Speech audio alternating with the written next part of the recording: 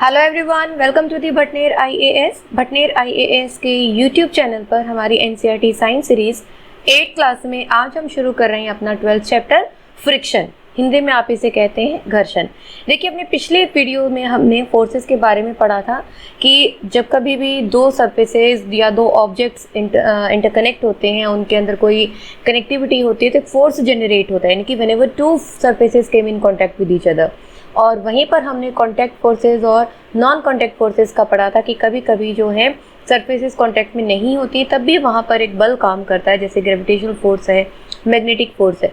इसी तरीके से कॉन्टैक्ट फोर्सेस के अंदर हमने पढ़ा था कि जब कभी दो सरफेसेस आपस में कॉन्टैक्ट में होती हैं तब उनके बीच में एक तरह का फोर्स काम करता है, और उन्हीं में एक टाइप हमने पढ़ा था फ्रिक्शन। अब यहाँ आपको कुछ इमेजेस नज़र आ रही हैं। देखिए, इस फर्स्ट इमेज के अंदर एक पर्सन है जो इस अलमीरा को पुश कर रहा है, पुशिंग फोर्स यहाँ पर लग रहा है। यहीं पर हम देखें एक साइकिलिंग हो रही है, बाइसिकल चल रही है। और यहीं जो थर्ड इमेज है, यहाँ पर जो दो पर्सन है वो स्कीइंग कर रहे हैं, एक स्कीइंग कर रहा है और जो दूसरा है वो घास पे चल रहा है। ठीक है, तो यहाँ आप देख सकते हैं। देखिए, तीनों इमेजेस के थ्रू मैं आपको बताना चाहूँगी, जैसे अगर हम फोर्स लगाते हैं, यहाँ पर हम फोर्स लगा रहे हैं, हालांकि इसमें हमें मोशन दिखा रखा है, लेकिन सपोज ये देखिए इस पर्सन की जो फेस है इससे हमें नज़र आ रहा है कि कितना ज़्यादा फोर्स लगा रहा है, लेकिन जो ये अलमीरा है, जो भी ऑब्जेक्ट है, वो आगे को मूव नहीं हो पा रहा। ठीक है, यानी कि जितना फोर्स रिक्वायर्ड है इसको मूव करने के लिए वो फोर्स नहीं लग पा रहा। एक सिचुएशन। बाइसिकल की हम बात करें तो देखिए, जैसे आप पैडलिंग करते हैं और कुछ समय बाद अगर आप पैडलिंग को रोक देते हैं तो आप देखेंगे कि साइकिल चलाते हुए कुछ समय बाद जो है साइकिल धीरे धीरे स्पीड कम होती है और एक पर्टिकुलर टाइम पर वो रुक जाती है ना। इसी तरीके से स्कीइंग की जब हम बात कर रहे हैं तो जब पुश किया जाता है पीछे से तो स्कीइंग बर्फ़ के ऊपर जो ये हमारे इक्विपमेंट से मूव करते हैं, और वहीं अगर हम ग्रासी एरिया के ऊपर देखें तो हम इस तरीके से स्लिप नहीं कर पाते हैं। तो ये कुछ इमेजेस हैं वो हमें बता रही हैं कि जैसे ये अलमीरा आगे पुश नहीं हो पा रही, इसके अंदर मोशन नहीं हो रहा है। हम फोर्स तो लगा रहे हैं, लेकिन इसका मतलब क्या हो रहा है कि यहाँ पर फिर से कोई चीज़ है जो इसके मूवमेंट को अपोज कर रही है। मैंने इस कर्सर को यहाँ से यहाँ किया, इसका मतलब फोर्स लग गया और ये मूवमेंट हो गया। एक बॉल है, मैंने इसको हल्का सा पुश किया और ये लुढ़कती हुई क्या हुई, आगे चली गई। लेकिन ये अलमीरा की जब हम बात करें आगे मूव नहीं हो रही है, इसका मतलब कोई चीज़ है जो इसे आगे खिसकने, इसे आगे शिफ्ट होने से रोक रही है ना।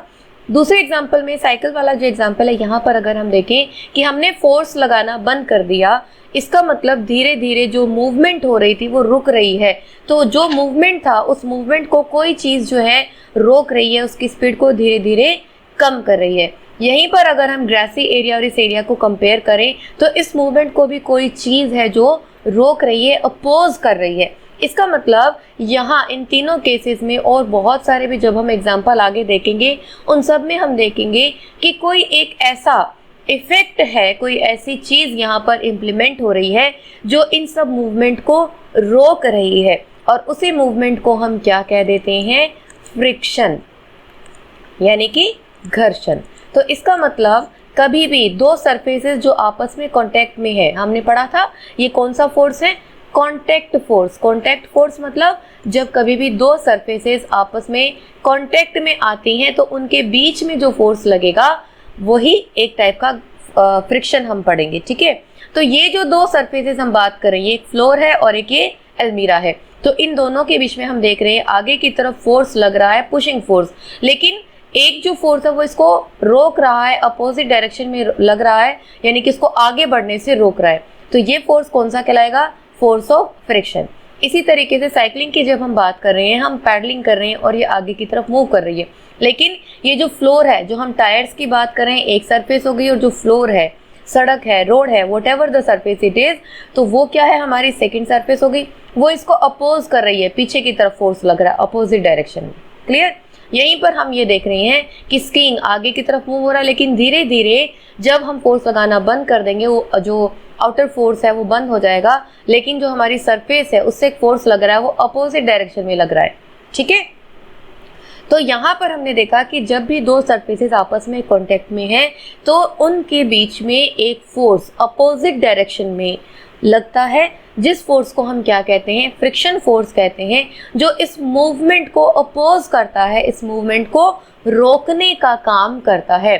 Whatever movement is taking place due to applied force, the force of friction oppose the movement due to that applied force.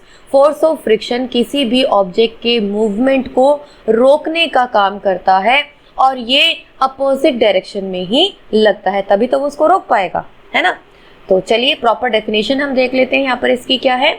The external force that opposes a relative motion between two surfaces in contact, whenever two surfaces are in contact, जब कभी भी दो surfaces आपस में contact में होंगी तो external force लगेगा जो इस motion को oppose करेगा। Friction acts on the surface of contact of both the sides, यानी कि दोनों तरफ लगता है। अगर हम इस object की बात करें, suppose this is the object, okay, और यहाँ हम ये surface ले लेते हैं, क्लियर, ये एक सरफेस हो गई हमारी, डन। तो यहां हम देखेंगे कि जो फोर्स लग रहा है, हमने फोर्स लगाया, सपोज दिस इज यू, आप ये खड़े हैं और आप इसको फोर्स लगा रहे हैं, तो ये हमारा क्या हो जाएगा, फोर्स अप्लाइड, ठीक है, अप्लाइड फोर्स जो हम लगा रहे हैं। अब अगर हम देखें, ये हमारी सरफेस है, इसका कुछ ना कुछ क्या होगा, मास होगा। अब इसके कारण जो लग रहा है नीचे की तरफ, इसे हम क्या कहते हैं, ग्रेविटेशन, है ना, या फिर हम वेट ऑफ बॉडी इसको कह लें, जिसकी वजह से ये नीचे की तरफ लगेगा, वेट ऑफ बॉडी। और इसी की तरफ हम देखें तो इसके अपोजिट डायरेक्शन में यहाँ पर जो लगेगा उसे हम कहेंगे नॉर्मल रिएक्शन, जिसे हम आर कह सकते हैं, नॉर्मल रिएक्शन। और जो मूवमेंट होगा वो किस साइड में होना चाहिए, आगे की साइड में। लेकिन अब जो दो सरफेसेस कांटेक्ट में हैं और इनकी वजह से जो अपोजिट डायरेक्शन में फोर्स लग जाएगा, यानी कि फोर्स ऑफ फ्रिक्शन। अगर हम यहाँ पर देखें, ये इस तरफ मूवमेंट जा रही है, होनी चाहिए इस तरफ मूवमेंट, जब इस डायरेक्शन में फोर्स लग रहा है, लेकिन क्या होगा, इस तरफ क्या लग जाएगा हमारा, force of friction, clear. That means whenever two surfaces are in contact, a force is there which opposes the relative motion, and that force is known as force of friction. Clear? Definition आपको आ गई समझ में? That means friction is the force which opposes the motion. The force of friction always opposes the relative motion between two surfaces in contact. Thus, frictional force is the contact force and acts only if the objects are touching each other. ठीक है, तो यहाँ तक आपको समझ में आ गया होगा। अब हम बात करते हैं कि ये फोर्स ऑफ फ्रिक्शन होता ही क्यों है, क्यों ये बनता है या क्यों जनरेट होता है, हाउ इज फ्रिक्शन कॉज्ड। अब देखिए यहाँ पर मैं आपको एक कॉम के एग्जांपल से समझाऊंगी। कुछ क्लचर के इमेजेस मेरे सामने आए तो उसको मैंने यहाँ पर लगाया है आपको अच्छे से समझाने के लिए। देखिए, जब ये दो कॉम है, हम इनको कॉम मान लेते हैं, जब हम इसको एक दूसरे के ऊपर इस तरीके से स्लाइड करेंगे, है ना, इस तरीके से, तो क्या होगा, ये इजीली मूव कर पाएंगे। जैसे हम अपनी फिंगर्स को एक दूसरे के साथ मूव करते हैं ना, बाबा रामदेव जी ने बता रखा अपने नेल्स को हमें रब करना चाहिए, बाल बढ़ते हैं कि नहीं वो पता नहीं, लेकिन जब हम रब करते हैं बड़े इजीली हम रब कर सकते हैं। लाइक इस कॉम की पोजीशन में अगर हम एक को दूसरे के ऊपर स्लाइड करेंगे बड़े इजीली वो मूव करेंगे। लेकिन वहीं अगर हम इनको एक दूसरे के अंदर डाल दें, हम अगर इसको इंटरलॉक कर दें, तो क्या ये मूव कर पाएंगे, नहीं। यहाँ पर क्या हो गई, ये इंटरलॉकिंग हो गई है ना, तो ये मूव नहीं कर पाएंगे। वही जैसे मैं आपको अपने हाथों का एग्जांपल दे रही हूँ, अगर हम अपने फिंगर्स को एक दूसरे के अंदर इंटरलॉक कर दें तो क्या हम उसको मूव कर पाएंगे, नहीं कर पाएंगे, है ना। अब यही अगर हम अपनी पाम्स को लें, पाम्स हम एक दूसरे के ऊपर रब करते हैं, बड़े इजीली हम मूव कर सकते हैं। लेकिन अगर हम दोनों हाथों से फोर्स लगा दें, है ना, फोर्स लगाएं दोनों पाम्स के थ्रू, हथेलियों के थ्रू, तो क्या हम उसको मूव कर पाएंगे, मूव तो कर पाएंगे, लेकिन हमें थोड़ी दिक्कत होगी। तो इसका मतलब ये जो चीज़ें हैं, यानी कि इंटरलॉकिंग है या जो फोर्स लग रहा है, वो इस मूवमेंट को क्या कर रहा है, रोक रहा है। दैट मीन्स यहीं पर हम क्या बात कर रहे हैं, फ्रिक्शन की, जो अपोज कर रहा है इस मूवमेंट को, है ना। तो यहाँ पर हम देखें कि कोई भी जो सरफेस है, चाहे मिरर की ही हम बात ले लें, हमें देखने से बहुत स्मूथ लगता है, शाइनी लगता है, और जब हम उसके ऊपर अपना हाथ मूव करते हैं, फिर आते हैं अपना हाथ उसके ऊपर रब करते हैं तो बड़ी इजीली मूव कर जाता है। लेकिन जब हम उसको माइक्रोस्कोप के थ्रू देखेंगे तो वो जो स्मूथ सरफेस है, ये अगर हमें एक स्मूथ सरफेस नज़र आ रही है, अगर हम इसको माइक्रोस्कोप के थ्रू देखें तो ये भी हमें कैसी नज़र आएगी, ये हमें एक रफ सरफेस के थ्रू नज़र आएगी। ठीक है, जिसे हम पिट्स एंड बल्जेस भी कहते हैं, पिट्स एंड बल्जेस, यानी कि गर्त और उभार, गर्त और उभार, यानी कि इस तरीके से जो है कहीं ना कहीं इनके अंदर चाहे कितने भी स्मूथ सरफेस हो, इस तरीके से पिट्स एंड बल्जेस होते हैं। अच्छा, एक आप देखिए, जब हम फ्रीज़र में से बर्फ़ निकालते हैं अपनी और एक दूसरे के ऊपर हम रख देते हैं तो आपने देखा होगा वो जो आइस एक दूसरे के ऊपर चिपक जाती हैं। आप करके देखिएगा, जो आइस क्यूब्स होती हैं वो एक दूसरे के ऊपर चिपक जाएंगी कुछ देर के लिए, और उनको हटाने के लिए हमें फोर्स लगाना पड़ेगा, है ना। हालांकि बर्फ़ तो बहुत स्मूथ होती है, तो फिर वो क्यों चिपक जाती है? Due to these pits and bulges. और उनके बीच में क्या होते हैं, कोल्ड कॉन्टैक्ट्स हो जाते हैं, कोल्ड फोर्सेस जो है, इंटरलॉकिंग जो है वो हो जाती है। तो सेम चीज़, सब जो चीज़ें वही हम यहाँ पर देख रहे हैं, क्योंकि हम कह रहे हैं कि क्या है, ये कब जनरेट होगा फ्रिक्शन, जब कभी भी दो सरफेस आपस में कॉन्टैक्ट में होंगी।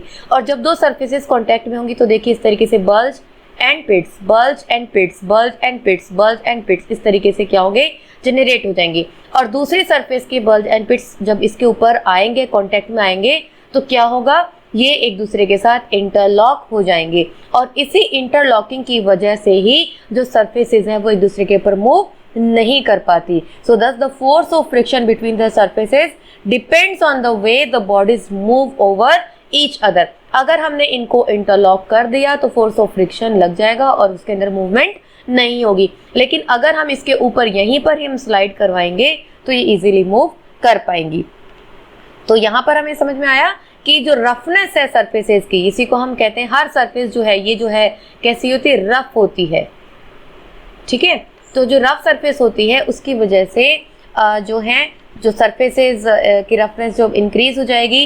And when one body is placed on the other, the hills and the valleys, the pits and bulges, the irregularities of the two surfaces get in contact and get interlocked, and due to this interlocking they were not able to move. Clear? तो comparatively जब weaker interlocks हो जाएंगे तो क्या हो जाएगा, move कर पाएंगे मोशन के समय। क्लियर? तो ये हो गया रीजन आपका कि क्यों है जो फ्रिक्शन फोर्स जनरेट होता है, अप्लाई क्यों होता है।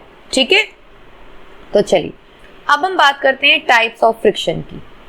ठीक है, टाइप ऑफ फ्रिक्शन के अंदर अगर हम देखें, देखिए जैसे आपको फर्स्ट इमेज में ही मैंने आपको दिखाया था कि सपोज ये एक ब्लॉक है एंड ये आप हैं, आप इसको पुश कर रहे हैं।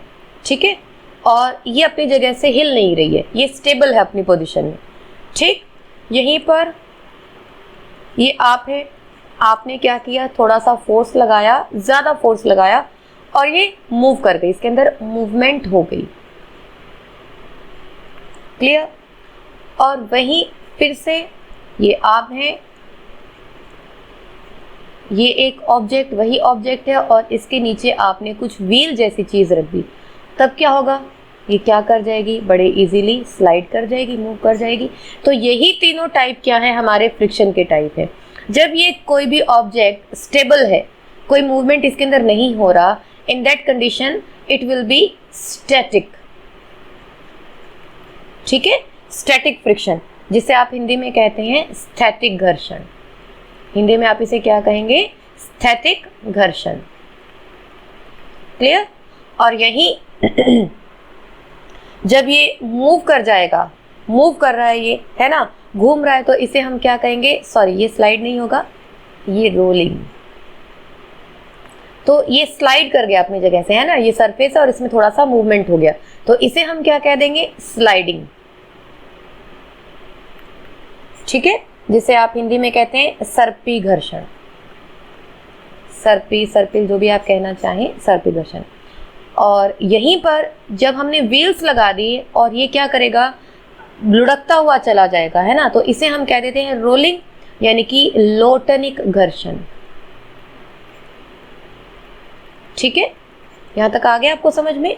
तो स्टैटिक फ्रिक्शन क्या होगा, the force of friction called into play which does not allow two bodies to slide upon one another is called static friction। यानी कि वो फ्रिक्शनल फोर्स जो किन्हीं दो सरफेसेस को एक दूसरे के ऊपर मूव नहीं करने देता, वो क्या कहलाता है, स्टैटिक फ्रिक्शन।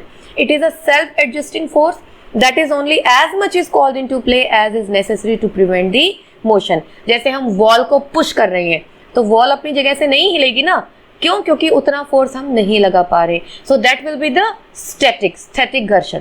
ठीक है. और वहीं जो स्लाइडिंग फ्रिक्शन है, the force of friction acting between the two bodies when they are sliding upon one another with a uniform speed is called sliding. या इसे आप, तो ये जो थर्ड सिचुएशन है हमारी, इसे हम क्या कहेंगे? लोटनिक घर्षण, यानी कि जो रोल हो रहा है अपनी टू सरफेसेस पर. So the force of friction acting between the two bodies when they are sliding upon one another with a uniform speed is called dynamic friction और स्लाइडिंग फ्रिक्शन. तो इसी को आप क्या कह सकते हैं? स्लाइडिंग या डायनामिक भी कह सकते हैं. और थर्ड जो हमारा आ गया ये रोलिंग, जब हमने व्हील्स लगा दिए हैं नीचे और ये रोल कर रहा है तो इसे हमने क्या कहा? लोटनिक घर्षण. ठीक है. तो यहीं पर हम एक और चीज बीच में पढ़ लेते हैं जिसे हम कहेंगे लिमिटिंग फ्रिक्शन. लिमिटिंग फ्रिक्शन ये क्या है? ठीक है. देखिए ये हालांकि अभी हमारी बुक में नहीं है, लेकिन आगे जैसे हम पढ़ने वाले हैं तो आपको टर्म का पता होना चाहिए. So the maximum static force of friction called into play when body just slides upon the another body is called limiting friction. यानी कि ये जो हमने बॉडी को ये अपने फोर्स लगाया था और ये मूव कर गई थी, जस्ट मूव कर गई है ना, तो उस पोजिशन को ही हम क्या कह देते हैं? Limiting friction. क्लियर. सो अब हम यहाँ पर देखेंगे कि जो डायनेमिक फ्रिक्शन है, या हम कह रहे हैं स्लाइडिंग फ्रिक्शन, जिसे डायनेमिक, स्लाइडिंग या काइनेटिक, तीनों एक ही चीजें हैं. ठीक है. आप हिंदी में इसे जो कह रहे हैं सर्पिक घर्षण. ठीक है. तो ये जो डायनेमिक फ्रिक्शन है ये लिमिटिंग फ्रिक्शन से कम होता है. ठीक है. हमेशा आप ध्यान रखिएगा, dynamic friction is slightly less than the limiting friction. मैं इसको इस तरीके से लिख देती हूँ. ये हमने कह दिया लिमिटिंग फ्रिक्शन, ये मैं साइन लगा देती हूँ. ठीक है. जो ओपन माउथ होता है वो बड़ा होता है, तो लिमिटिंग फ्रिक्शन थोड़ा सा ज्यादा होगा डायनेमिक फ्रिक्शन से. ऐसा क्यों होगा? देखिए, जब कभी भी एक्सटर्नल फोर्स लगता है, whenever an external force is applied to start the relative motion, the interlocking of surface gets off. यानी कि जो अभी हमने कॉम वाली स्ट्रक्चर पढ़ी थी कि जो इंटरलॉकिंग सरफेस होती है ये खत्म हो जाती है ना, gates of, thus causing less frictional force. और जब ये इंटरलॉकिंग खत्म हो जाएगी तो जो फ्रिक्शनल फोर्स है वो भी कम हो जाएगा, क्योंकि जो ऑब्स्टेकल है वो खत्म हो गई, मूवमेंट जो है यहाँ पर शुरू हो गया. That is why once the motion starts the frictional force acting between the surfaces in contact decreases so that a smaller force is required to maintain a uniform motion. यानी कि आपको मैं पीछे लेके चलती हूँ दोबारा. इस इमेज में देखिए, ये जो हमने कहा था कि जब यहाँ पर इस पोजीशन में है, जैसा हमें इमेज में दिखाई दे रहा है, तो यहाँ पर फ्रिक्शन क्या हो जाएगा? कम हो जाएगा, है ना. और यहीं यहाँ पर जब हम देख रहे हैं इस इमेज के अंदर फ्रिक्शन क्या होगा? ज्यादा हो जाएगा. क्यों? क्योंकि मूवमेंट नहीं हो पा रही. जहाँ मूवमेंट नहीं हो रही है वो फ्रिक्शन ज्यादा है. तो यहीं से हमें समझ में आ जाता है कि जब इंटरलॉकिंग खत्म हो जाती है, इंटरलॉकिंग खत्म हो जाने की वजह से जो मूवमेंट है वो क्या हो जाएगा? इजी हो जाएगा. और वहां पर जो डायनेमिक फोर्स है वो थोड़ा सा क्या हो जाएगा? लिमिटिंग फ्रिक्शन से कम हो जाएगा. क्योंकि लिमिटिंग फ्रिक्शन क्या है? लिमिटिंग फ्रिक्शन वही है जब ये मैक्सिमम फोर्स हम कह सकते हैं इसको मूव करने के लिए, है ना. तो एक तो पोजीशन थी जब ये स्टेबल था, और जैसे ही हमने इतना फोर्स लगा कि वो मूव करा, खिसक गया, शुरू हो गया खिसकना, है ना, तो वो जो लिमिट है वो क्या कहलाती है? लिमिटिंग फ्रिक्शन कहलाती है. और लिमिटिंग फ्रिक्शन हमेशा क्या होगा? डायनेमिक या स्लाइडिंग फ्रिक्शन से ज्यादा होगा. क्योंकि आप देखिए, जब हम स्कीइंग करते हैं या बॉल को हल्का सा पुश करते हैं, आपको बहुत ज्यादा नहीं लगाना पड़ता फोर्स, आप हल्का सा करते हैं, उसको पुश करते हैं और वो इजीली आगे मूव कर जाती है ना. तो वो जो आपने हल्का सा लगाया फोर्स, जिसकी वजह से उसके अंदर मूवमेंट स्टार्ट हो गई, वो क्या है? लिमिटिंग फ्रिक्शन है. और जब उसके बाद वो कंटिन्यूसली मूव कर रहा है वो क्या है? Dynamic friction. ठीक है. तो यहाँ पर आपको समझ में आ गया कि जो डायनेमिक फ्रिक्शन है, dynamic friction is slightly less than the limiting friction. Clear. अब हम यहाँ पर देखते हैं कि जो मैग्नीट्यूड है डायनेमिक फ्रिक्शन और स्लाइडिंग फ्रिक्शन का कैसे डिपेंड करता है. Limiting friction always opposes the motion of a body and acts in the direction opposite to the direction of applied force. ये हम पढ़ ही चुके हैं कि ये हमेशा अपोजिट डायरेक्शन में, अगर फोर्स इस डायरेक्शन में है तो जो लिमिटिंग फ्रिक्शन होगा, यहाँ हम लिमिटिंग फ्रिक्शन इसको शॉर्ट में लिख लेते हैं, ये हमेशा अपोजिट फ्रिक्शन है तो वो अपोजिट डायरेक्शन में ही लगेगा. Limiting friction depends upon the nature of surfaces in contact with each other. अगर रफ सरफेसेस होंगी दोनों ही तो क्या होगा, फ्रिक्शन ज्यादा होगा। अगर एक रफ है एक स्मूथ है तो क्या होगा, कुछ कम होगा, है ना। तो डिपेंड करेगा सरफेसेस पर। Limiting friction increases with the increase in weight of the body and vice versa. तो जो वेट है जितना ज्यादा बढ़ता जाएगा, जो लिमिटिंग फ्रिक्शन है वो भी उतना ही ज्यादा बढ़ता जाएगा। क्यों? क्योंकि जितना ज्यादा वेट होगा उतना ही ज्यादा फोर्स हमें लगाना पड़ेगा और उतनी ही जो लिमिट है, जो मैक्सिमम लिमिट हम बात कर रहे हैं वो आ जाएगी। ठीक है, तो वेट पर डिपेंड करेगा। Limiting friction is independent of areas of contact between two surfaces provide the weight of the body and the nature of surface do not change. तो इसको आप समझिए, देखिए जो सरफेस एरिया है उस पर डिपेंड नहीं करेगा। हम किसी भी ऑब्जेक्ट को हम चाहे ऐसे रख दें, मतलब अगर ये हमारी सरफेस है तो चाहे हमने ये वाली सरफेस कांटेक्ट में रखी है, चाहे हमने ये वाली सरफेस कांटेक्ट में रखी है, यहाँ पर एरिया ज़्यादा हो गया, यहाँ पर एरिया कम है, तो इससे कोई फर्क नहीं पड़ेगा। तो लिमिटिंग फ्रिक्शन जो है वो वही रहेगा। It depends on the weight, जो वेट है उस पर डिपेंड करेगा, या जो सरफेस की नेचर है वो कितनी रफ है कितनी स्मूथ है उस पर डिपेंड करेगा, एरिया पर डिपेंड नहीं करेगा। ठीक है, आपको ध्यान रखना है। फर्स्ट हमने क्या लिखा यहाँ पर, depend on the surface nature. यहाँ पर हम लिख देते हैं किस पर, nature of the surface. Clear, कितनी रफ है कितनी स्मूथ है। दूसरा डिपेंड करेगा ये वेट ऑफ दी ऑब्जेक्ट, जितना ज्यादा वेट होगा उतना ही ज्यादा लिमिटिंग फोर्स होगा।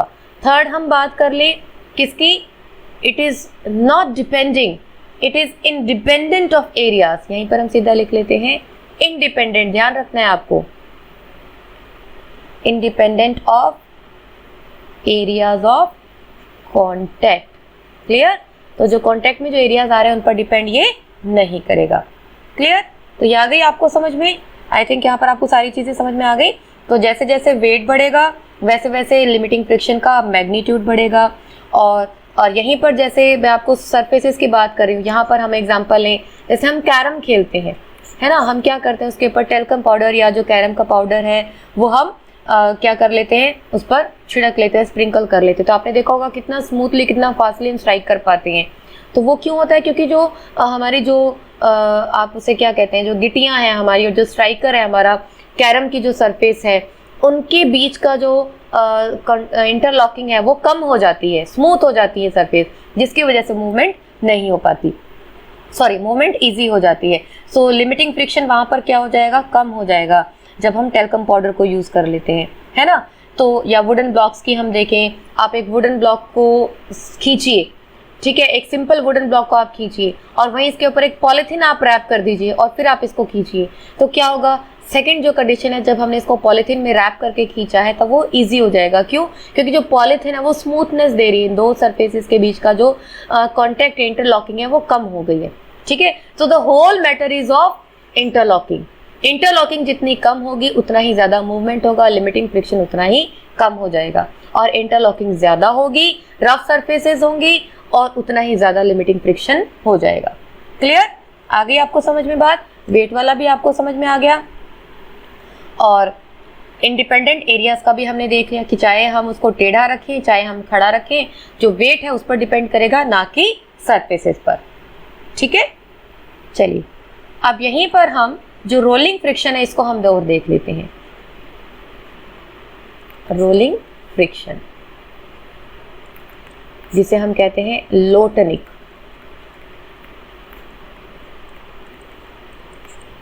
लोटनी घर्षण में क्या होता है, देखिए अगर हम देखिए, हम फिर से वही एग्जांपल ले रही हूं मैं, ये बॉक्स है, ये आप हैं, आप इसको पुश कर रहे हैं, ये मूवमेंट नहीं कर रहा है ना। क्यों? क्योंकि इंटरलॉकिंग ज्यादा है, ठीक है, मूवमेंट कम है, मूवमेंट नहीं हो रही।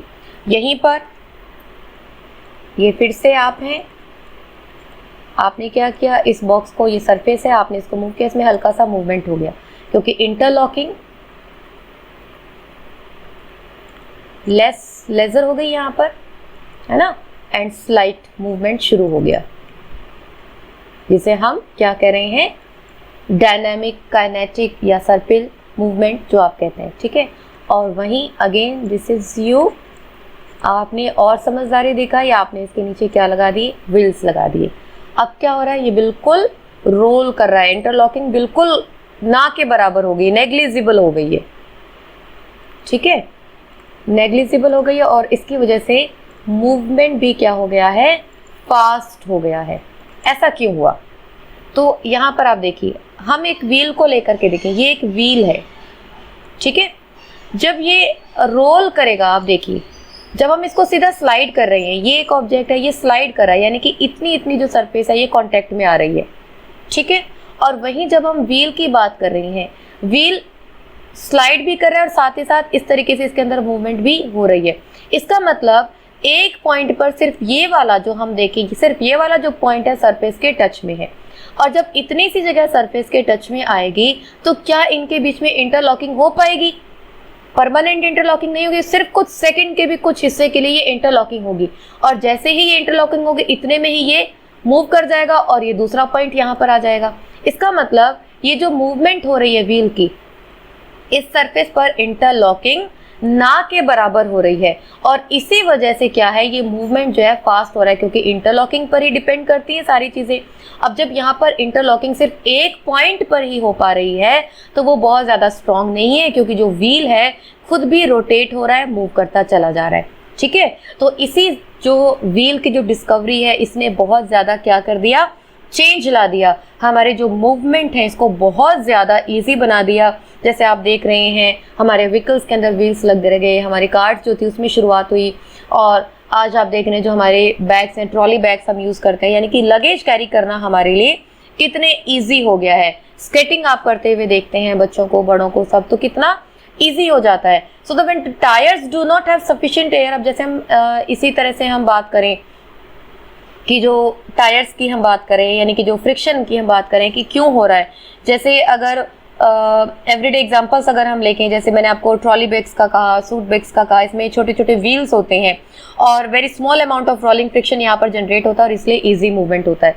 तो यहाँ पर आप एक चीज देखिए कि सबसे ज्यादा कौन सा था, स्लाइडिंग फ्रिक्शन, ठीक है। उसके बाद कम हुआ डायनेमिक फ्रिक्शन, यानी कि मूवमेंट और इजी हो गया, और डायनेमिक फ्रिक्शन से भी कम हो गया कौन सा, रोलिंग फ्रिक्शन, क्योंकि यहाँ पर मूवमेंट बहुत ज्यादा इजी हो गया है, ठीक है।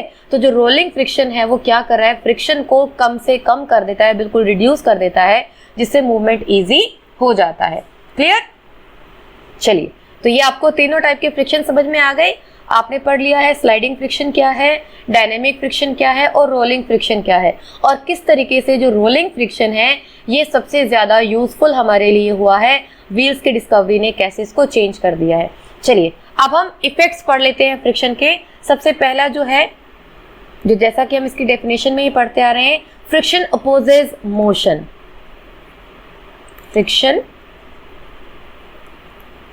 अपोजेस मोशन, यानी कि जो फ्रिक्शन है वो मोशन को अपोज करता है, उसका विरोध करता है, because it always acts in the direction opposite to the direction of the applied force, है ना। तो क्यों होता है ऐसा, क्योंकि जो है फ्रिक्शन हमेशा अपोजिट डायरेक्शन में काम करता है, इसीलिए क्या होगा, ये रोक देगा। जैसे हम गाड़ी चला रहे हैं, गाड़ी चलाते चलाते हम ब्रेक लगाते हैं तो हमारी गाड़ी रुक जाती है, क्यों, क्योंकि वो जो फोर्स ऑफ फ्रिक्शन हमारे उस ब्रेक जो हमारे टायर के ऊपर लगा हुआ है उससे क्या करता है, उसको अपोजिट डायरेक्शन में उसको खींच लेता है, ठीक है। तो इसलिए जो हमारी कांस्टेंट स्पीड धीरे धीरे कम हो जाती है और हम धीरे धीरे रुक जाते हैं। क्लियर? तो ये आ गया फ्रिक्शन अपोजेस मोशन। सेकंड हम बात करें, ये क्या करता है, हीट प्रोड्यूस करता है, प्रोड्यूसेस हीट। अब आप देखिए, जैसे मिक्सी चलती है हमारी, आपने देखा होगा जब मिक्सी हम चला देते हैं कुछ देर के बाद वो गर्म हो जाती है, या बहुत कॉमन एग्जांपल, आप अपनी पाम्स को रब कीजिए, अभी करके देखिए, और आप देखेंगे कि जो आपकी पाम्स हैं, हथेलियां हैं, वो क्या हो जाती हैं, गर्म हो जाती है। मिक्सर ग्राइंडर को हमने देखा, कुछ मिनट के लिए हम चलाते हैं, कुछ देर बाद वो क्या हो जाता है, गर्म हो जाता है। या स्पेस शिप का हम देखें, इसमें हीट शील्ड होती है, अभी हमने पिछले चैप्टर के अंदर ही पढ़ा था, जो उनकी नोज होती है उसके ऊपर हीट शील्ड होती है, क्योंकि जब वो एटमॉस्फेयर में एंटर करते हैं तो एयर के फ्रिक्शन के कारण जो है वो क्या हो जाती है, आग लग सकती है। तो यहीं पर हम मिटियोर्स का एग्जाम्पल अगर हम देखें, आपने देखा है जो मिटियोर्स हैं वो हमारे एटमॉस्फेयर में आते ही क्या हो जाती हैं, जल जाती हैं, जिनको आप शूटिंग स्टार्स भी कहते हैं, है ना, पढ़ा है ना आपने। शूटिंग स्टार्स क्यों कहते हैं? क्योंकि जैसे ही ये हमारे एटमॉस्फेयर में आते हैं, ये क्या करते हैं, हमारे एटमॉस्फेयर में जो एयर के कारण जो फ्रिक्शन होता है उसकी वजह से हीट जनरेट होती है, और वही हीट क्या करती है, इनको जला देती है। तो इसीलिए हम इसको क्या कहते हैं, शूटिंग स्टार्स कहते हैं। ठीक है, तो यहाँ पर आपको समझ में आया कि जो फ्रिक्शन है वो हीट भी प्रोड्यूस करता है। थर्ड हम देखें, friction causes wear and tear. Causes wear and tear. आपने देखा होगा जो हमारे शूज़ हैं, हम नए नए शूज़ लेकर आते हैं, उनका सोल देखिए आप नीचे से कितना स्मूथ नया एकदम होता है। वहीं जो हम पुराने शूज़ होते हैं वो हमारे कितने स्लिपरी हो जाते हैं। क्यों हो जाता है? क्योंकि जब फर्श पर जब हम चल रहे हैं तो उसकी वजह से क्या हो रहा है, हमारा फ्रिक्शन हो रहा है, और उसकी फ्रिक्शन की वजह से जो सोल है वो वेयर एंड टियर हो जाता है। हम टायरों की बात करें, टायर्स आप देखते हैं गाड़ियों के, वो धीरे धीरे रफ हो जाते हैं, ख़त्म हो जाते हैं ना। तो ये सब क्या है, जो वॉर्न आउट हो जाते हैं, या जो सोल्स है, हम टायरों की बात करें, सब खत्म हो जाते हैं। क्लियर? मशीनों की हम बात करें, धीरे धीरे मशीनों के पार्ट्स हैं वो घिस जाते हैं। तो वो सब क्यों है? इसी फ्रिक्शन के कारण, क्योंकि फ्रिक्शन के कारण वेयरिंग एंड टेयरिंग हो जाती है। ठीक है, आगे आपको समझ में? तो ये हो गए इफेक्ट्स ऑफ फ्रिक्शन।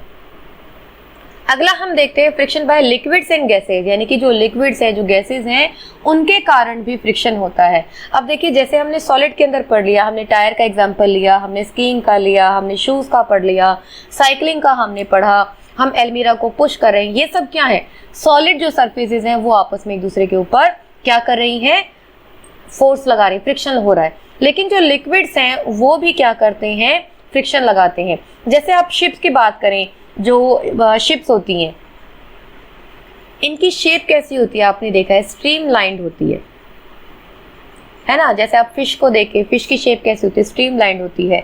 क्यों होती है? क्योंकि जब ये पानी के अंदर जाती हैं तो पानी क्या होता है, इनके ऊपर जो फोर्स लगाता है, आप कभी देखिएगा इमेज में, जैसे शिप जाती है इस तरीके से, तो पानी जो है उछल करके इस तरीके से आगे और पीछे जाता है। ठीक है, ये शिप हम देख लेते हैं, ये स्ट्रीमलाइन शेप, और पानी जो होगा उछल करके आपने देखा होगा किस तरीके से एक तरफ जाता है साइड में। तो वो क्यों जाता है? क्योंकि जो इसकी शेप है वो स्ट्रीमलाइन है, और वो पानी के फोर्स को कम करते हुए आगे बढ़ती चली जाती है। ऐसा क्यों? क्योंकि जो वाटर है, जो लिक्विड है, मोस्ट कॉमन लिक्विड वाटर ही है, तो ये क्या करता है, उसके ऊपर फोर्स लगाता है। तो इसीलिए क्या होता है, the body of ship and boats is streamline so that they experience minimum amount of friction while moving through water. आपने देखा होगा जैसे हम बोट से उतरते हैं, बोट से जब हम उतरते हैं तो हम इम्बैलेंस हो जाते हैं। वो क्यों होते हैं? क्योंकि जो पानी है उस बोट के ऊपर फोर्स लगाता है, वो फ्रिक्शन लगाता है, पीछे की तरफ धकेल जाते हैं, है ना, देखा है आपने। तो वो क्यों है? फ्रिक्शन के कारण है। इसी को आप आगे भी देखेंगे, एक्शन रिएक्शन लॉ के अंदर भी आप देखेंगे। तो साथ ही साथ आप देखिए, जो शिप्स होती हैं वो अपना जो big ships fire their engine in reverse direction in order to slow down और स्टॉप। तो वो क्या करती हैं, फ्रिक्शन को कम करने के लिए, शिप को रोकने के लिए रिवर्स डायरेक्शन में फायर करती हैं। ठीक है, और जो स्विमर है वो स्विम्स करते हैं वाटर के अंदर, and they trying to streamline their body, अपनी बॉडी को स्ट्रीमलाइन, आपने देखा होगा अपने हाथों को आगे लेकर के जाते हैं ताकि पानी का जो प्रेशर है, जो प्रेशर हम कहें या फ्रिक्शन हम कहें, उसको रिड्यूस करने के लिए। ठीक है, तो ये सब एग्जांपल है कि किस तरीके से जो लिक्विड्स हैं वो भी प्रेशर लगाते हैं। वहीं अगर हम एयर की बात करें तो एयर भी, जैसे अभी हमने मिटियोर्स का एग्जाम्पल पढ़ा है ना, अभी पिछली स्लाइड्स में हमने पढ़ा है, जो मिटियोर्स हैं वो जल जाती हैं, जिसे आप शूटिंग स्टार भी कह रहे हैं। तो ये क्यों जल रही है? क्योंकि हमारे एटमॉस्फेयर में क्या है, एयर है, और वो एयर क्या कर रही है, इसके ऊपर फ्रिक्शन लगा रही है। जो आती है इस तरफ मिटियोर, जो भी आती है उसके ऊपर फ्रिक्शन लगाती है ना, अपोजिट डायरेक्शन में, देखिए। तो इसी की वजह से हीट जनरेट होगी, और हीट जनरेट होने की वजह से ये क्या होगी, जल जाएंगे। इसका मतलब एयर है, एयर क्या है, गैस ही तो है, तो ये भी एक फ्रिक्शन लगा रही है। ठीक है, और इसी का आप एक एग्जाम्पल लीजिए, आप एक प्लेन पेपर लीजिए, प्लेन पेपर को आप ऊपर से छोड़िए, ठीक है, और वहीं एक पेपर को आप क्रम्बल कर दीजिए, यानी कि उसकी कुचल कर उसको बॉल बना दीजिए, और दोनों पेपर को आप एक साथ नीचे गिरिए। तो कौन सा पेपर पहले आएगा? कौन सा आएगा? जो क्रम्बल किया हुआ है, बॉल किया हुआ है। चाहे आप इसको ज्यादा हाइट पर लेके जाएं तो भी वही पेपर ज्यादा नीचे आएगा। क्यों? क्योंकि इसमें सरफेस एरिया ज्यादा हो गया, ये है ना, तो जो एयर है वो क्या होगी, ज्यादा एरिया पर काम कर रही है। ठीक है, और यहीं पर अगर हम देखें तो इसमें क्या होगी, कम एयर इसको काम कर रही है। ठीक है, वेट क्या हो गया इसका, कम हो गया। क्लियर? तो due to large force of friction due to air, यहाँ पर क्या होगा, इसका जो मूवमेंट है वो स्लो डाउन हो जाएगा। क्लियर? और वहीं पर अगर हम whenever sheet is crumpled in the form of a ball, it has a very small surface area and the small surface area experiences less force of friction due to air and hence reaches the ground level quickly. ठीक है, समझ गए आप? तो ये आपको आ गया होगा समझ में। और इसी तरीके से हम अपने कार वगैरह की भी बॉडी देखें तो आपने देखा होगा ये जो हमारी कार्स होती हैं इसके ऊपर विंडशील्ड आप इसको कहते हैं ऊपर इस तरीके से लगी होती है। वो क्यों होती है? ताकि इस एयर के फ्रिक्शन को ये रिड्यूस कर सके, कम कर सके। ठीक है, तो ये सब चीज़ें आपको आ गई हैं समझ में। आपने लिक्विड और गैसेज यानी कि हमने वाटर और एयर के एग्जाम्पल के थ्रू हमने देख लिया कि किस तरीके से इसको ये कम कर सकते हैं शेप के थ्रू। अब हम बात करते हैं friction as a necessary evil. Necessary evil, necessary मतलब एक ज़रूरी, हमारे लिए ज़रूरत भी है और हमारे लिए नुकसानदायक भी है। कैसे है देखिए, सबसे पहले अगर हम एग्जाम्पल ले अपना वॉकिंग का ही, हम चल क्यों पाते हैं? इस फ्रिक्शन के कारण ही चल पाते हैं। जो हमारे फुट है, जब हम अपने पैर को नीचे रखते हैं तो हमारा जो ग्राउंड सरफेस है वो अपोजिट डायरेक्शन में मूव करते हैं, जिससे हमारा पैर आगे को बढ़ पाता है। इमेजिन कीजिए अगर वो नहीं होता तो क्या होता, हम चल ही नहीं पाते। आप केले का छिलका आप फर्श पे रखिए और उसके ऊपर अपना पैर रख के देखिए, कीजिएगा नहीं, गिर जाएंगे। वो क्यों होता है? क्योंकि जो हमने पढ़ा इंटरलॉकिंग नहीं हो पाएगी, जिसकी वजह से जो केले का छिलका वो स्लिपरी होगा, स्मूथ होगा और हम स्लिप हो जाएंगे क्योंकि हमारी ग्रिप नहीं बन पाएगी। ठीक है, दूसरा अगर हम देखें रोलिंग, जो हमने व्हील की डिस्कवरी पढ़ी है, रोल करने के लिए, लुढ़काने के लिए चीज़ों को, जैसे टायर्स बन गए हैं, है ना, तो इन सबको या हमारे सूटकेसेस है, व्हीकल्स हैं, इनको मूव करने के लिए क्या किया जाता है? रोलिंग। तो रोलिंग क्यों पॉसिबल है? इसी फ्रिक्शन के कारण। यहीं पर हम टायर्स की बात करें तो इसमें ग्रूव्स बनाए जाते हैं। टायर्स आपने देखे होंगे, इसके अंदर ग्रूव्स होते हैं ना। ये ग्रूव्स क्या करते हैं? ये ग्रूव्स जो सरफेस होती है इरेगुलर हो जाती है टायर्स की, और इसी इरेगुलर सरफेस के कारण जो हमने पिट्स एंड बल्जेस पढ़े, जो हमने इंटरलॉकिंग पढ़ी है, वो बढ़ जाती है। और इंटरलॉकिंग के कारण जो फ्रिक्शन फोर्स है वो अच्छे से काम कर पाता है, जो नेसेसरी फ्रिक्शन होता है वो ज़रूरी मिल जाता है और जिसकी वजह से मूवमेंट पॉसिबल हो पाता है। ठीक है, जैसे हम ब्रेकिंग की बात करें, ब्रेक्स हम लगाते हैं, ब्रेकिंग में क्या होगा? जब ब्रेकिंग हम लगाते हैं, हमें चलते चलते रुकना है, तो वो ब्रेक जो होता है वो क्या करता है, जो ब्रेक ड्रम है वो स्लो डाउन कर देता है व्हीकल को और फिर धीरे धीरे हम रुक जाते हैं। यही होता है ना। तो विदाउट फ्रिक्शन ये पॉसिबल नहीं हो पाएगा। आप सोच सकते हैं क्या ये संभव हो पाएगा? और ये फोर्स ऑफ फ्रिक्शन ही है which holds the screws and nails in the wood. जो हम नट बोल्ट लगाते हैं वो फ्रिक्शन के कारण ही लग पाते हैं। पेपर पर जो हम लिख पाते हैं वो भी फ्रिक्शन के कारण ही पॉसिबल हो पाया है। Friction is necessary for lighting a match box, sewing of clothes, making a note लगाने के लिए, गांठ लगाने के लिए, माचिस की तिल्लियाँ जगाने के लिए, कपड़े सीलने के लिए, ग्राउंड में खेलने के लिए। आपने शूज़ देखे, जो रनर्स होते हैं या प्लेयर्स होते हैं उनके शूज़ में स्पाइक्स होते हैं नीचे, तो वो भी क्या होते हैं? स्लिपिंग को रोकने के लिए, ताकि जब कभी उन्हें रुकना हो अचानक से तो वो रुक सकें और स्लिप ना हो। तो ये सब चीज़ें क्या हैं? फ्रिक्शन हमारे डेली लाइफ में हम देखें तो बहुत हमारे काम की चीज़ है। लेकिन वहीं अगर हम देखें तो फ्रिक्शन हमारे लिए नुकसानदायक भी है। जैसे हमने हीट की बात की, हीट जनरेट करता है, वेयर एंड टेयर हो जाता है, तो उसकी वजह से जो मशीनें हैं हमारी वो ख़राब हो जाती हैं। And this friction opposes the relative motion between objects in contact. Some of the efforts applied to machine is wasted in overcoming friction and so the efficiency of a machine decreases due to friction। अब simple जैसे हम force लगा रहे हैं, कोई चीज़ move नहीं कर रही है तो हमारा फोर्स क्या हो रहा है? एक तरीके से वो वेस्ट हो रहा है। तो अपोजिट डायरेक्शन में मूवमेंट, फ्रिक्शन लगने के कारण जो मूवमेंट है वो नहीं हो पाती, जिसकी वजह से जो फोर्स लगाया जा रहा है वो वेस्ट हो जाता है। बाकी आपको बताया मैंने कि टेम्परेचर हो जाता है ज़्यादा और वेयर एंड टेयर हो जाता है, मशीनें ख़राब हो जाती हैं। तो ये सब क्या है? इसके नुकसान है। तो लेकिन नुकसान है, लेकिन फिर भी ये हमारे लिए ज़रूरी है। तो नेसेसरी एविल हो गया ये हमारे लिए। ठीक है, अब हम बात करें कि हम फ्रिक्शन को रिड्यूस कैसे कर सकते हैं। सबसे पहले तो हम लुब्रिकेंट्स को यूज़ करें। मशीनों के अंदर आपने देखा है हम ऑयलिंग करते हैं। नॉर्मली हम घरों के अंदर भी जब वो जाम हो जाते हैं तो हम ऑयलिंग करते हैं, वो लुब्रिकेंट ही तो होता है। यानी कि जो दो पार्ट्स आपस में रगड़ खा रहे हैं, उनकी सरफेस रफ हो गई है, तो उसके अंदर हम ऑयलिंग कर देते हैं, तो ये लुब्रिकेंट ही तो है ना। तो इसकी वजह से क्या होगा? लेस वेयर एंड टेयर होगी, लेस एनर्जी वेस्टेज होगी, तो क्या हो जाएगा? प्रॉपर फंक्शनिंग हो पाएगी। जैसे स्ट्राइकर और बोर्ड का एग्जांपल हमने लिया ही था, जब हम टेल्कम पाउडर उसमें स्प्रिंकल कर देते हैं तो हमें कम फोर्स लगाना पड़ता है और बड़े इजीली ही स्ट्राइक हो जाती हैं, है ना। तो इस तरीके से। और स्ट्रीमलाइन अगर हम कर दें, स्ट्रीमलाइनिंग शेप अभी हमने पीछे पढ़ा है, चाहे हमारी गाड़ियां हैं या हम स्विम करते हैं वाटर बॉडीज के अंदर, जब हम जाते हैं तो स्ट्रीमलाइन अगर हो जाते हैं तो रिड्यूस हो जाता है फ्रिक्शन। ठीक है, पॉलिशिंग के थ्रू हम कर सकते हैं, जैसे आपने देखा है रफ सरफेसेस हो जाती हैं तो उनकी सरफेस को पॉलिश कर दिया जाता है। Polish jewels are used in watches to hold axle between them, है ना। और जैसे पार्क्स में स्लाइड्स होती हैं तो उनको पॉलिश किया जाता है ताकि वो स्मूथ रहें और स्लाइड डाउन इजीली हम हो पाएँ। माइक्रोस्कोप पे अगर हम देखें, even polish surfaces look rough, so there is always some friction, जो पॉलिश करने के बाद भी जैसा हम पढ़ी रही रेगुलरिटीज होती ही होती है। ठीक है, using fine powder, talcum powder, gypsum है, ग्रेफाइट है, इसको हम यूज़ कर सकते हैं।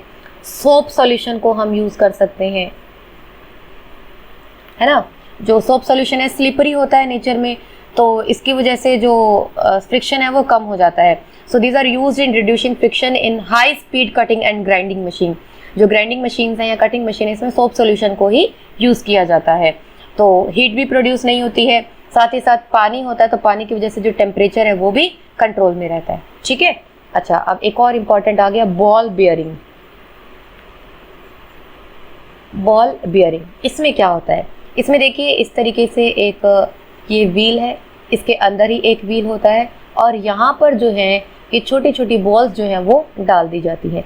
तो ये बाहर वाली जो रिंग है वो तो स्टेबल रहती है और अंदर वाली मूव करती है, और जब ये मूव करेगी तो क्या होगा, ये छोटी वाली जो बॉल्स है ये भी मूव करेंगी। तो हमने जैसे व्हील को पढ़ा था कि जब व्हील रोटेट होता है तो इसकी सिर्फ एक जो पॉइंट है वही कॉन्टैक्ट में रहता है सरफेस के, और इंटरलॉकिंग कम हो पाती है। तो यहीं पर अगर हम देखें इतने सारे व्हील्स हैं तो क्या होगा, इंटरलॉकिंग और भी कम हो पाएगी। तो इन जो रिम है इसके ऊपर क्या होगा, प्रेशर कम आएगा और इसके वेयरिंग एंड टेयरिंग का खतरा क्या हो जाएगा, कम हो जाएगा, तो जो इजीली मूव हो पाएगा।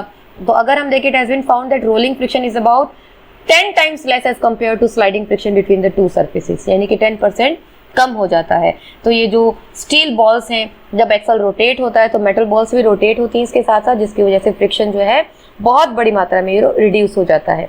क्लियर? तो ये सब है कि किस तरीके से हम फ्रिक्शन को रिड्यूस कर सकते हैं, और वहीं जहाँ कहीं पर हमें बढ़ाना होता है फ्रिक्शन को, तो हम सरफेस को रफ बना दे, जैसे टायर्स के अंदर हम देखते हैं ना, टायर्स के अंदर हम ग्रूव्स बना देते हैं, तो वहाँ पर हम फ्रिक्शन को बढ़ा सकते हैं। जैसे टायर्स यहाँ पर मैं लिख देती हूँ, टायर्स के अंदर हम ग्रूव्स, आपने देखा होगा कितने रफ होते हैं। वहीं हम प्लेयर्स हैं, उनके शूज़ देखते हैं, उनके अंदर क्या होते हैं, स्पाइक्स होते हैं। ये स्पाइक्स क्या करते हैं, इनको रोक लेते हैं। गाड़ियों के अंदर ब्रेक्स हैं, वो भी क्या करते हैं, उसको बढ़ा देते हैं। जैसे पैराशूट्स हैं,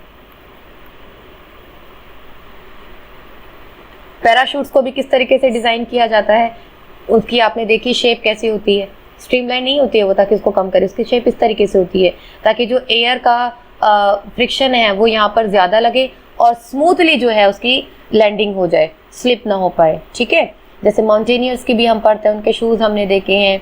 इंडस्ट्रियल बेल्ट्स हमने देखी हैं, वहाँ पर भी जो आयरन पुलेज होती हैं वो रफ बनाई जाती हैं। कबड्डी प्लेयर्स को आपने देखा होगा, वो जो ग्राउंड की मिट्टी है वो अपनी हथेलियों पर रगड़ते हैं, किस लिए, ताकि जो उनके हाथों की पकड़ है वो स्ट्रॉन्ग हो जाए, स्लिपरी ना हो। बैडमिंटन प्लेयर्स को आपने देखा होगा, उनके जो शूज़ हैं वो पाउडर रेजिन्स होती हैं ताकि वो जो हैं उनके फ्रिक्शन को बढ़ा सके। ठीक है, वुडन फ्लोर पर जब वो खेलते हैं, क्योंकि जो वुडन फ्लोर पर ग्रिप जो होती है वो स्लिपरी हो जाती है, स्मूथ नहीं हो पाता, तो उनके जो पाउडर शूज़ होते हैं वो अलग तरह के होते हैं। तो ये सब फ्रिक्शन को बढ़ाने के तरीके हैं। ठीक है, तो चलिए ये था हमारा आज का चैप्टर। फ्रिक्शन हमने पढ़ा कि फ्रिक्शन क्या है, क्यों होता है, इसके टाइप्स क्या क्या हैं, इसको हम कैसे बढ़ा सकते हैं और इसको कैसे हम रोक सकते हैं, इसके फ़ायदे हमारे लिए क्या क्या हैं और इसके नुकसान हमारे लिए क्या क्या, और किन किन चीज़ों पर ये डिपेंड करता है। क्लियर? तो आई होप ये सारी चीज़ें आपको समझ में आ गई होंगी। फिर भी आपको कोई डाउट हो तो आप कमेंट बॉक्स में पोस्ट करें। अगले वीडियो का इंतज़ार करें। Keep watching. Thank you.